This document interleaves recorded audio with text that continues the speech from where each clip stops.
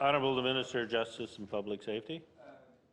Thank you very much, Mr. Speaker, and I won't use my full 15 minutes because I do realize there are a lot of people who want to have an opportunity this afternoon to enter their remarks into the record, and it's very important and I think timely. I won't call it a debate, I'll call it a conversation. And first of all, I want to thank the member from Beer and Grand Bank for bringing forward this private member's motion today. Very, very thoughtful. Mr. Speaker, I'm just going to do a couple of things. I'm going to talk about, I guess I'm going to relate my few moments to people in my district and just some of the stories and some of the feelings that I feel today. And listening to the member from Terra Nova, who is a veteran and is to be commended for such. You know, it gives you, I guess, cold shivers realizing what he has done and so many have done. And they're why we have the opportunity to be here and bicker back and forth sometimes. We're only bickering because they fought for us and gave us the ability to do that. And that should never be forgotten. About 13 years ago, I started working in politics as a staff person in the beginning. And I can remember my first Remembrance Day ceremony as a young political staffer. It was in Spaniards-Bay. And it was cold and it was wet, and I can tell you it was windy. If anybody is familiar with where the War Memorial is in Spaniards-Bay. It's right in the bottom of the harbor. And as I stood there, shivering in the cold and wet, I thought, like, I should not at all today think about how I feel, because you think about the people that actually served, the young men and women that actually really were only children. In today's world, would be really 16, 17 years old. You know, they were only children that served. So I've never been cold, wet, or windy, or cold or wet again at a Remembrance Day ceremony, because I quickly remind myself of what these young people went through. I'm going to talk now about a couple of veterans. Earlier this week, I had the opportunity to bring some greetings for Mr. John Pinhorn of Winterton, who turned 99 years old on Monday. And, you know, he went overseas as a young man and fought in the 166th Royal Newfoundland and Labrador Artillery. You know, he served in North Africa and went on to fight in Italy in the Battle of Monte Cassino. And there are very few left. Actually, I did a quick search this morning, and as of the numbers that I could find, as of June of this year, there were about 24 World War II veterans left in our province. But as the member from Terra Nova just acknowledged, there are many, many, many more veterans in our province, in my community. The member from Terra Nova came over after the debate, after we concluded on Monday afternoon, and he said to me, he said, Mr. Pinhorn, would he have a son that actually served? And I did some research on that. It was actually a grandson. And how many families have we found in our province over the years that it became a tradition? And we gave, Newfoundlanders and Labradorians, you know, we gave, for our small numbers as a people, gave more or equally to anybody, I would say, in this world when it came to service. So again, Mr. Pinhorn, you know, is one of very few World War II veterans left right now in our province and even in our country. In my time as MHA and working, you know, closely enough, I always enjoy events at Legion Carbonear branch number 23, and it's the only Legion that's in my district, and it represents pretty much the entirety of the district. I've met the current president of that Legion is a man, Mr. Hal Evely. Hal is from Carbonear. He resides in Small Point right now.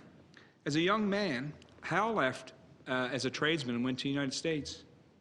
While there, early into the Vietnam War, he enlisted, and he fought as an American in Vietnam, and actually has the Bronze Star for bravery from the U.S. military. This young man went to the United States and enlisted and served and fought in Vietnam. So his story to me, the first time I noticed his medal, it's like, you know, you're Mr. Evely. You know, you're from Carbonear or Victoria, and he told me the story of how he ended up fighting in Vietnam, as a young Newfoundlander. So, you know, that's just one of the stories. And one of the things in the conversation, I think, with the member from Buren Grand Bank about today's PMR was about the War Memorial. So in 2017, I think it would have been November the 11th, 2017, I was in Carbonear at the Remembrance Day ceremony. And after the ceremony, the then president, Berkeley Lawrence, hauled me to a side. He was president of Branch 23 in Carbonear. He hauled me to a side. He said, we need to get some work done on the National War Memorial. And at the same time, he was vice president of Provincial Command and went on to be president of Provincial Command the following year. And I was a little intrigued because I sort of didn't realize at that point in time that the National War Memorial was an asset of the Department of Transportation Works. And he pulled me aside and I said, absolutely. I came back to the department the next day that we were back, I guess, sitting, or I was back in St. John's. And I got the staff together and I said, the National War Memorial, it's ours. And they said, yeah, it is. I said, well, we need now to commit to start the engineering. This war memorial needs to be rehabilitated. I took the opportunity, along with Minister O'Regan, shortly thereafter, he was Minister of Veterans Affairs at the time, to actually visit the war memorial with Mr. Berkeley Lawrence. And he pointed out some of the things that have happened to that war memorial over its 100 years, and it really needs work done. And I think it's incumbent on us as a government, members of this House, to make sure that over the next 3 years that war memorial is restored to the splendor that it was in 1924. And in 1924, it was funded. It was funded by the people of Newfoundland and Labrador. And I can tell you what the Provincial Command is asking for right now is for governments to come on side and be a facilitator to actually restoring that memorial. And I can tell you, it's going to take a lot of work. You know, the engineers have told me that it's structurally sound, but you know, I think it's very important that we do that. And by the way, Berkeley and his wife Sarah both retired from careers in the Canadian Armed Forces, so they're veterans as well. So thank you to them as well.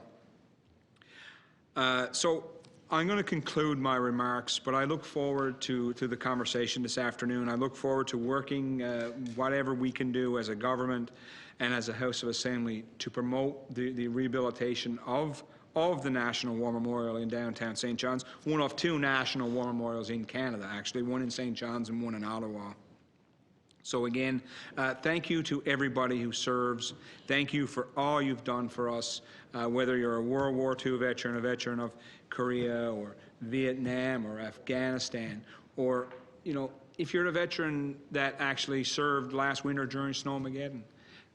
You know, these are people that gave of themselves to come in here in what was a time of need and do that. So again, Mr. Speaker, thank you, and lest we forget.